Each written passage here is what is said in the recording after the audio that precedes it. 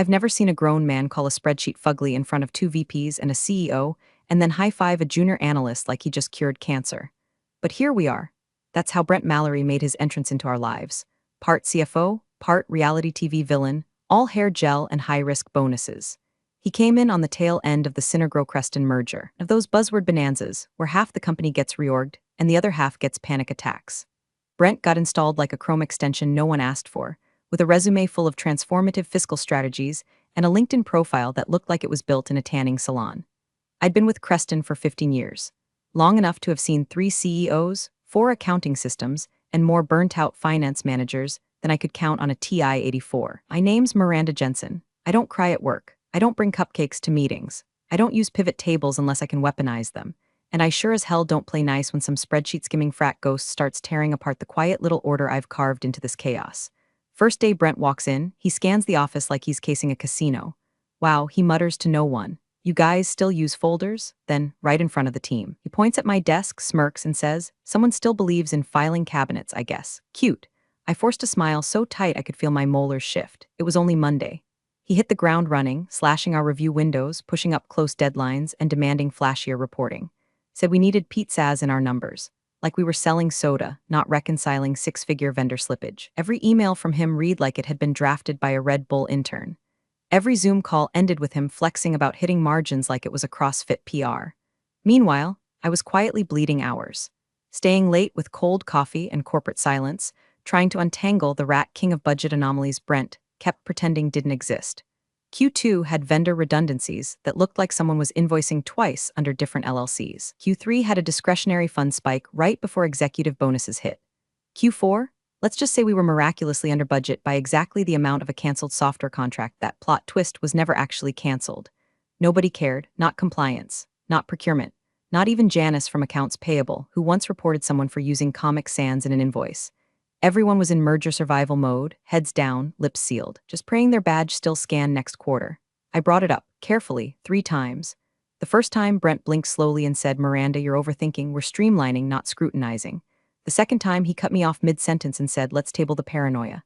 The third time, he smiled and asked if I was getting enough sunlight. I laughed politely. Then I started making backups, not just of the spreadsheets, of the receipts, email threads, ledger logs, time-stamped revisions with notes like Brent changed formula manually at 10:12 a.m. Call it paranoia. I called it insurance. Oh, and quick thing. If you're still here listening, only 3% of folks who hear these stories actually hit that follow button. It's wild. That number makes my Excel formulas cry. So if you're one of the smart ones who likes truth bombs and karma spreadsheets, go ahead, hit follow. It seriously means a lot to the crew who helps put these together. Anyway, by the end of October, I had enough data to choke a mainframe, and Brent was planning a flashy year-end review, already bragging about record efficiencies. Meanwhile, I was building something, quietly, carefully. Call it ugly if you want, but every ugly tab had a name. Every formula had a fingerprint, and every discrepancy had a shadow. The room smelled like burned coffee and corporate fear. Kind of scent you only get when 30 people are trapped in a conference room and the CFO has a microphone. All right, folks, Brent said, striding in like a game show host on a sugar bender, time to dazzle me with decimals. It was the annual budget review. Everyone was suited up like it was prom night for finance. Big screens, bigger egos, and enough clicker remotes to launch a NASA shuttle. I sat near the far end, spine straight, hands folded, with my little USB drive containing the ugliest spreadsheet in company history, and also the only one that wouldn't get us sued. He started with fluff. PowerPoint slides full of vague rainbows and YOY synergy gains. A graph that looked suspiciously like it had been stretched from a PowerPoint template called Tech Unicorn Quarterly. People nodded. Some clapped. At one point, he referred to a 0.7% variance as a heroic turnaround. And came the part where Brent said, let's bring in some deep dives, and motioned to me with a smirk like I was about to show off a third-grade diorama. Miranda Jensen's got some? Interesting models. Buckle up, folks. I plugged in the USB. My spreadsheet bloomed on screen like a cursed lotus, tabs layered in aggressive color codes, notes nested 5 deep, references to vendor reports that hadn't been seen by daylight since Q1. Brent squinted at it theatrically, then chuckled. Loud. God, what is this? Excel vomit? He leaned back in his chair, let out a showman's sigh. Looks like someone gave a highlighter to a raccoon. A few chuckles rippled across the room. Polite, hesitant. Not because it was funny, but because Brent's laughter was contagious in the way mold is. Contagious and hard to scrape off. I smiled, just barely. The kind of smile you wear when you're being handed a pink slip in a Build-A-Bear workshop. Inside, something snapped. Not like a bone, but like a gear shifting. I'd spent 15 years chasing integrity through spreadsheets. I'd believed in clean numbers the way other people believe in horoscopes or low-sodium diets. But right then, looking at my spreadsheet-turned punchline on a 90-inch screen, I stopped documenting the truth for truth's sake, and I started documenting it for court. I sat through the rest of the meeting like a mannequin with a migraine. Brent paraded through the numbers like a magician pulling savings out of hats I knew were stuffed with cooked expenses. He even called one of the slides the Brent bump and winked at the CFO of Global. Everyone laughed like that was normal. Me? I stared at my laptop. I knew what he'd done. He'd shifted expenses from vendor contracts into consulting line items and buried the consulting under strategic initiatives. He'd written off software we still used and double-counted onboarding reimbursements for managers who had already quit. His bonus threshold was tied to 3 margin metrics he'd massaged like a desperate masseuse during layoff week. But none of it mattered. Not yet, because all they could see was the pretty narrative. Brent, the golden boy who streamlined operations and revitalized the budget culture. Me, just the woman who brought an ugly spreadsheet to prom. So I watched, I listened. I smiled when Brent called my file a numbers dungeon and made another crack about needing a decoder ring just to find the net revenue. But behind that smile, the tabs kept spinning in my head, every formula, every timestamp, every one of his fingerprints buried in false efficiency. And for the first time, I wasn't just trying to survive the meeting. I was preparing for war. Night, the office was quieter than a prayer in an empty church. I sat at my desk under the grim flicker of the dying fluorescent above me, the one no one ever reported because it kept the interns from loitering near the break room. My back hurt, my neck ached. But it was my pride that stung the worst, like I'd swallowed a porcupine dipped in regret. I double-clicked the file Brent mocked, the one that made grown men laugh into their free coffee. It loaded like a slow confession. Tab after tab, color-coded chaos. But to me it was scripture, not ugly, not random. Honest, the names of vendors, payment logs, time-stamped comments. See note J14 whispered like breadcrumbs in a forest full of wolves. I'd spent months cross-referencing documents no one thought to question. I wasn't even sure why at first. Just a feeling like something sour hiding in the walls of an otherwise sparkling kitchen. The deeper I went, the more the moments returned, quiet, stupid little signs I'd brushed off. That expense report in April, where Brent corrected a $12,600 figure into around $15,000 and told me round numbers look cleaner on reports. The Q2 reconciliation, where he flagged a vendor payout as duplicate and removed it, only for a different department to log the exact same amount days later under a separate cost center. Or that time in July, he sent me a corrected sheet at 11:57 p.m., 3 minutes before closeout, while accidentally removing the footnotes I'd spent 4 hours building. None of it felt big in the moment. That's how they get you, not with fireworks, with paper cuts. But now, under the fluorescent strobe of shame and a half-eaten protein bar, I saw the pattern, not sloppiness, intent. Brent wasn't bad with numbers, he was better than anyone. Too good. Smart enough to make the lies look like margin wins. And he was counting on the fact that most people don't read cell notes. Don't question rolled-up line items. Don't care enough to dig. But I did, and now that spreadsheet, it wasn't just documentation. It was testimony, evidence, a weapon. Every ugly tab was a footprint in the snow leading straight to him. I zoomed in on a chart, Q3 discretionary spending. There it was again. Spikes 2 weeks before performance reviews. Discretionary my ass, that wasn't strategy, it was padding. I stared at the file for a long time, fingers hovering over the keyboard. I could feel the shift in my bones, not just anger anymore, not sadness, strategy. I wasn't going to HR. HR reported to Brent. I wasn't going to legal. Legal played golf with Brent. I was going to document, archive, copy, timestamp. Every move from now on would be deliberate. There was a hotline, a whisper tip email for audit concerns. Most people thought it was fake, some internal theater meant to scare lower management straight. But I knew it wasn't. And when the time came, they wouldn't need a smoking gun. They'd need a spreadsheet, an honest one, an ugly one, and I had it. It started in the copy room, the whispered crossroads of truth and toner. I was standing by the printer, waiting on 40 pages of vendor audit logs when I heard it. 2 marketing analysts, low voices, behind the half-closed supply closet door. Said Brent added a strategic consulting fee line item the day before the budget closed.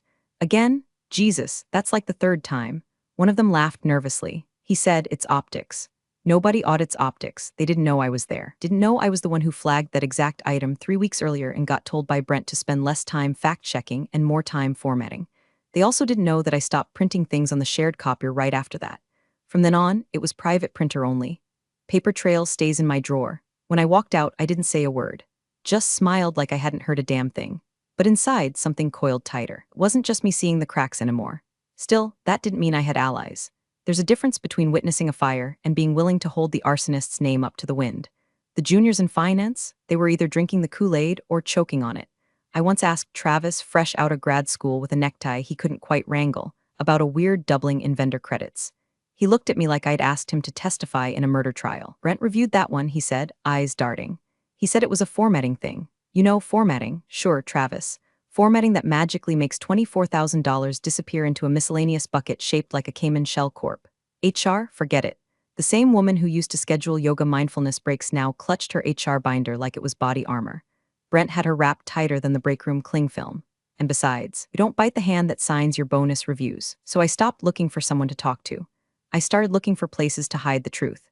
I created a mirrored folder on a private cloud under a fake consulting firm name, MJ Analysis Group, just enough plausible deniability if anyone stumbled across the logins.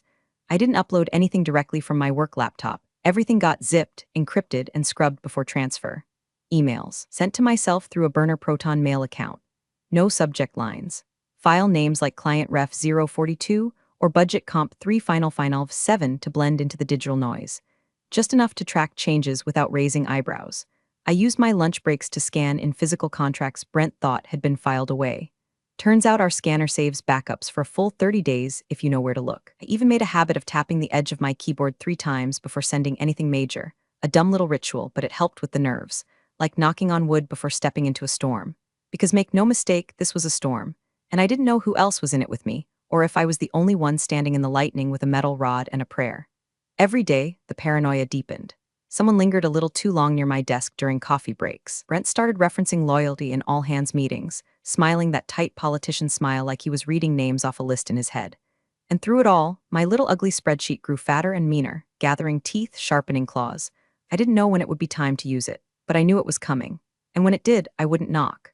I'd kick the damn door off its hinges. By mid-November, my original spreadsheet had mutated into something else entirely. Second file, buried behind 3 password-protected folders on a thumb drive I kept in the bottom of my travel mug. I called it Shadow Ledger XLSX. Not exactly subtle, but hell, the truth rarely is. It wasn't just reconciliation anymore. This file was pure anatomy, Brent's anatomy. His decisions, his initiatives, his sleights of hand. A dissection of arrogance wrapped in formulas and formatted cells. I built it line by line, bite by bite, between budget calls and fake lunch breaks, always with one eye on the hallway and another on the clock. I started pulling quarterly summaries from our archived accounting server. Not the polished reports Brent handed out like candy, but the raw stuff, vendor disbursement logs, payment timestamps, ledger movement trails. And that's when I found it, the pattern. Each quarter, like clockwork, Brent would initiate budget adjustments about 10 days before close. Not flashy, not massive, but deliberate. Q1, $46,000 shifted from training to executive development. Q2, $58,200 moved from equipment to external partnerships. Q3, $73,000 yanked from employee recognition and dumped into a black hole labeled innovation synergy. In each case, those adjustments just happened to push our operational margin past the bonus trigger thresholds outlined in Brent's contract. I had a copy of that contract. HR, bless their incompetent hearts, once left the CFO's compensation packet in the shared drive for an entire weekend before remembering how folders work. I downloaded it that Saturday while watching Law and Order reruns. Call it fate? Or maybe just the universe whispering, take the damn receipt. Clause was clear. If Brent hit a 14.5% margin by close of Q3, he earned a $200K retention bonus. Q4 was even sweeter. Anything over 15% meant another $300K and a performance share vest. And wouldn't you know it, each quarterly margin barely squeaked above those lines. Like a student who always just barely gets in a by changing the date on a forgotten extra credit assignment. He was massaging the books. Not enough to scream fraud at first glance, but enough to make any auditor tilt their head. I started documenting vendor calls, noting invoice dates that didn't match disbursement records. Every time Brent moved a line item, it left a fingerprint in the metadata. And every time he uploaded a final version of the budget, I pulled the raw edit logs from the accounting system's backend. They didn't know I still had legacy admin access from our pre-merger system. Brent certainly didn't. It was an oversight on its part. Their oversight, my weapon. Then came the company-wide compliance training. One of those CYA modules that everyone speed clicks through while scrolling TikTok. But this time, tucked between the slides on phishing scams and ethics guidelines, was a new one, slide 37. Financial irregularity reporting. Anonymous audit hotline employees can report potential financial misconduct anonymously through the audit committee email or via voicemail. All submissions are confidential. I paused, read it twice. Took a screenshot, saved the number, there it was. My endgame, my escape hatch, my clean kill. I didn't use it, not yet, but I knew I would. The Miranda who sat silently through Brent's jokes 2 months ago was gone. What remained was surgical exacting. I'd stopped reacting. Now I was planning, tracking, building a noose from numbers and waiting for the right moment to tighten it around Brent's golden boy neck. And when I pulled, it'd be with a whisper, not a scream. The email was 26 words. No greeting, no signature. Just enough smoke to make someone sniff for fire. Subject, potential discrepancies in Q2/Q3 discretionary budget allocation. Body, recommend review of payment adjustments dated Sep 2229. Figures deviate from standard reconciliation logic. Source, internal. I sent it from a VPN-routed one-time email address at 2:37 a.m. on a Tuesday, the kind of hour where you start questioning your grip on reality and your caffeine intake. Then I deleted everything, cleared browser logs, pulled the thumb drive, buried it back inside the false bottom of my travel mug, and walked into the kitchen to stare at my toaster like it might give me absolution. By Thursday, the air changed. Not visibly, not loudly, but you could feel it. People started replying to emails faster. The finance VP stopped joking about beers after this quarter. The internal compliance guy, Greg, who once fell asleep during a 401k lunch seminar, suddenly had meetings blocked off with someone from legal. And Brent? Brent was planning a spectacle. Annual review's gonna be a showstopper. He grinned in the Friday sink, sipping from a mug that said #finance daddy. We'll lead with margin wins, then toss in that exec dev spend, get him emotional. I want jaws on floors, Miranda. Jaws on floors, I nodded, clicked mute, breathed through my teeth. On the outside, I was water, calm, clear, unbothered. On the inside, my organs were chewing through each other like they were late on rent. Because the longer this stretched, the tighter the noose got. If Brent caught wind, even a hint, I was done. Not just fired, blacklisted. Branded a disgruntled staffer, that corporate ghost label HR uses to exercise anyone who tells the truth too clearly. But I'd chosen this. No turning back now. Monday morning, 8:42 a.m., an email pinged my inbox. From Audits at RKM Globalcom subject, request for preliminary Q3 materials. Miranda, your name was provided as point of contact for legacy budget records. Can you share reconciliations from July through September? We'd like to begin preliminary review this week. I stared at it for a full minute. My name. They'd connected the dots, or someone had drawn a dotted line and they traced it right back to me. I answered in under 5 minutes, attaching a sanitized version of Shadow Ledger XLSX. Not the full beast, just enough teeth to get them curious. I flagged 3 anomalies, no conclusions, just questions. Within an hour, I got a call from a number with a Delaware area code. It lasted 12 minutes, mostly confirmations. Nothing scary, but their tone, surgical, no nonsense, they knew. Not everything, but enough. And that's when the schedule change came. Brent's big presentation had been slated for next Friday, an all-hands dog-and-pony show where he'd dazzle us with his Brent bump and a soundtrack from his college DJ days. But now, new calendar invite, subject, annual review revised time, Wednesday, 10 o'clock a.m. Guests, full exec staff plus external audit committee. I stared at it until my eyes burned. 3 days early. No buffer. No spin time. Brent didn't even know yet. He was still in a Slack thread planning the color theme for his intro slide. I leaned back in my chair and felt my pulse in my ears. 3 days. 3 days until Brent walked into his own execution dressed like a hero. 3 days until my ugly little spreadsheet made its grand debut. 3 days until everything either unraveled him or destroyed me. The conference room felt colder than usual, like someone had cracked a window to let the truth creep in. 10 minutes to 10. The walls hummed with fluorescent tension. Leather chairs squeaked as VPs shuffled in, pretending they didn't rehearse their reactions in the mirror that morning. Brent had requested light refreshments, so there was a sad tray of cheese cubes sweating under the projector. Someone had even lit a candle. Vanilla, like ambience, was going to save him. I sat in the back, third chair from the end. My seat of choice. Sight but not out of reach.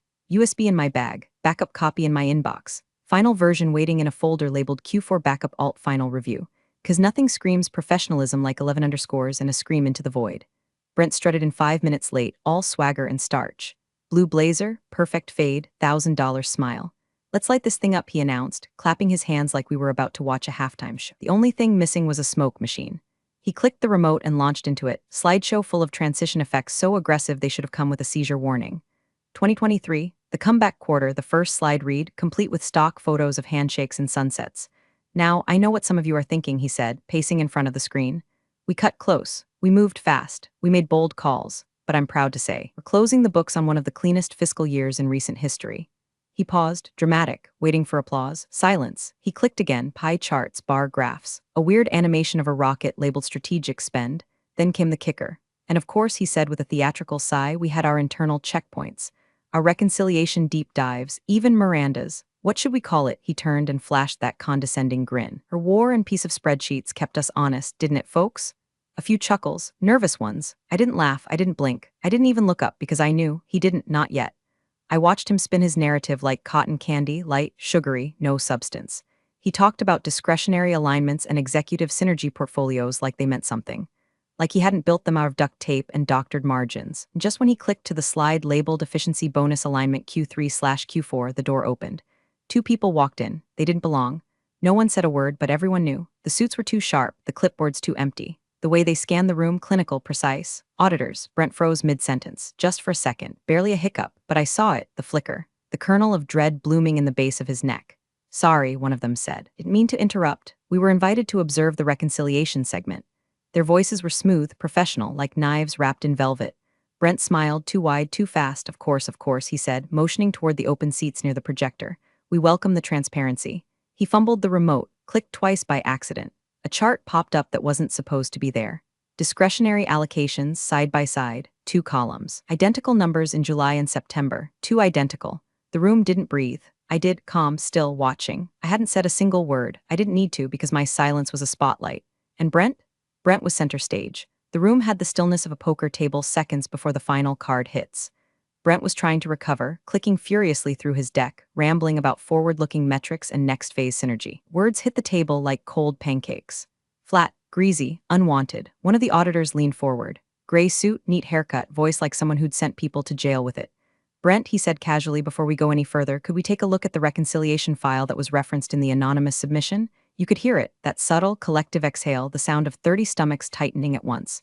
Brent blinked. Once. Twice. I'm sorry, which file? He asked, suddenly smaller than his blazer. The original Q3 reconciliation, the auditor said, opening his laptop with the kind of slowness that implies a noose is being tied. It was referenced in the preliminary documentation. We assumed you had it on hand. It's quite detailed. Brent glanced around the room like maybe someone would bail him out. No one did. The silence was a betrayal in itself. I'm not sure I've seen that one, he said, voice thinning. Be a miscommunication? There are multiple working versions of I have it, I said. 3 words, calm, even, they dropped like a gavel. I reached into my bag and slid the USB across the table. No flourish, no speech, just a tired hand delivering the truth. Brent stared at it like it was ticking. The auditor picked it up without hesitation, plugged it in. The projector blinked, then filled with the cold glow of my ugly masterpiece. Tabs, notes, color codes, timestamps, Shadow Ledger MJ version 1 by 1, they open each tab. Vendor payments, budget shifts, bonus clauses, every entry hyperlinked to internal documents. Every adjustment annotated with the original values, then the altered ones. Side by side, layered like a forensic autopsy. The auditor scrolled silently, then paused. Interesting, he said, tapping the screen. This vendor was paid twice within 48 hours under 2 different GL codes. Brent shifted in his seat. That could be a payment error. We've had software issues with Oracle this year. Miranda, did you verify this with? The auditor raised a hand. It's verified. There's a scanned copy of the second invoice here. Different PO, same date stamp, same service. More scrolling. Another auditor leaned over. And here, this discretionary reallocation. Moved 2 days before the quarter closed. Pushed the margin just over the 14.5 threshold. Remarkable timing. Brent opened his mouth, closed it. Someone coughed. No one laughed because the story was telling itself now and no one liked the ending. The CEO sat forward, lips tight, jaw twitching. The head of HR paled. One of the VPs, the same one who laughed when Brent called my spreadsheet Excel vomit, looked down at his lap like a schoolboy caught cheating. I didn't move, didn't speak. I just watched. It wasn't satisfaction like a champagne toast. It was quieter, duller, like finally setting down a heavy bag you've carried too long, because this wasn't vindication. It was verification that I wasn't crazy, that the cracks were real, that the truth, ugly, bloated, color-coded, had finally been seen. Brent rubbed the back of his neck and mumbled something about reviewing protocols, but no one was listening to him anymore. They were listening to the spreadsheet. Brent's mouth was still moving, but none of the words made it out. It looked like he was buffering. The lead auditor closed the laptop slowly, deliberately, and turned to him with the kind of stillness that only precedes a demolition. Let's step into a conference room, he said, just you and us. Brent blinked twice, then again slower. His skin had gone the color of unprinted checks, gray-green, waxy, like someone had pulled the blood straight out of his bonus account. He stood, legs stiff, like he wasn't sure if the floor would cooperate. The second auditor, short, quiet, no nonsense, nodded to HR. She was already standing. Legal followed. Neither of them made eye contact with anyone. They left the room in a hush. No raised voices, no slammed doors, just the whisper of consequences sliding down the hallway in polished shoes. Someone cleared their throat. Someone else tapped a pen nervously. The projector went dark. Still, no one moved. I gathered my things slowly, closed my laptop, slipped the USB back into my bag like it was a loaded weapon I'd finally holstered. The CFO seat at the front of the table, empty. By 3:00 p.m., word had trickled out like oil on tile. Brent had been placed on administrative leave pending audit findings. By 4:15, he was seen packing a single box at his desk, eyes hollow, lips tight, flanked by a VP from legal and the woman from HR who once complimented his watch. No speeches, no handshake, no more high fives. The man who mocked my spreadsheet had been undone by it, and me, I stayed at my desk, finished up payroll adjustments, sent 3 emails, approved 2 invoice revisions. At 5:07, I received a message from the lead auditor. Subject, thank you body, Miranda, what you did took clarity and grit. I don't know if anyone will say it publicly, but I want you to know we saw it. We saw you, thank you. JW attached was a scanned photo of a handwritten note. Just 2 lines, ugly spreadsheets save lives. Keep building the honest ones. A month later, without ceremony or announcement, my title changed in the company directory. Miranda Jensen, Chief Financial Officer. No email blast, no catered lunch. Just a new placard slid onto my door and a budget review file that no one dared second guess. I didn't feel powerful, I felt still. Like after a storm. When the gutters are full and the trees are broken, but the air finally breathes again. This wasn't revenge. Not really. It was truth with teeth. And all it took was one woman, one ugly spreadsheet, and the will to watch the golden boy fall without saying a damn word. Thanks for watching, you cubicle warriors. Hit that subscribe button. Unless you're my old boss, then you're on your own. Revenge of the coffee pot strikes again.